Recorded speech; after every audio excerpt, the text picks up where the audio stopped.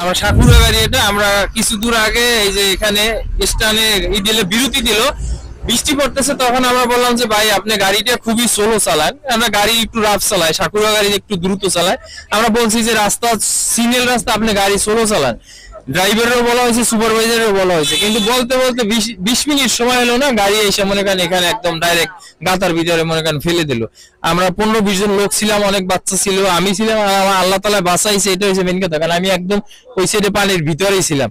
আমি যখন মনে করেন আমার উপরে অনেক লোক পড়ে গেছিল, আমি ধাক্কা দিয়ে সিট সরাইয়ে তারপর উঠে আসছি।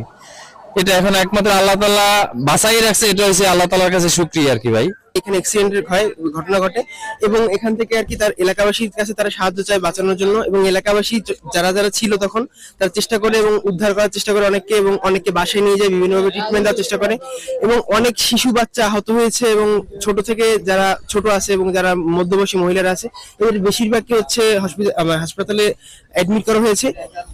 আনুমানিক 4:35 ঘটিকার সময় আমরা এখানে দুর্ঘটনার সংবাদ পাই। সংবাদ পাওয়ার সাথে সাথে ঘটনাস্থলে উপস্থিত হইয়া দুইটা বাচ্চা এবং 3 জন মহিলাকে উদ্ধার করে আমরা হাসপাতালে প্রেরণ করেছি।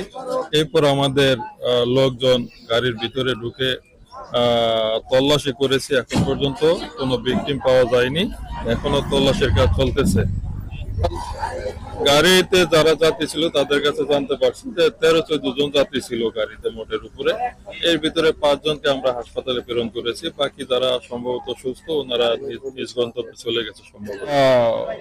আমাদের মতে এখানে দুর্ঘটনা প্রতিরোধের জন্য সাইনবোর্ড বা নিরাপত্তামূলক সতর্কতামূলক ব্যবস্থা এখানে থাকা দরকার। এখানে একটা বিট নেয়, একটা লাইটিং নেয়।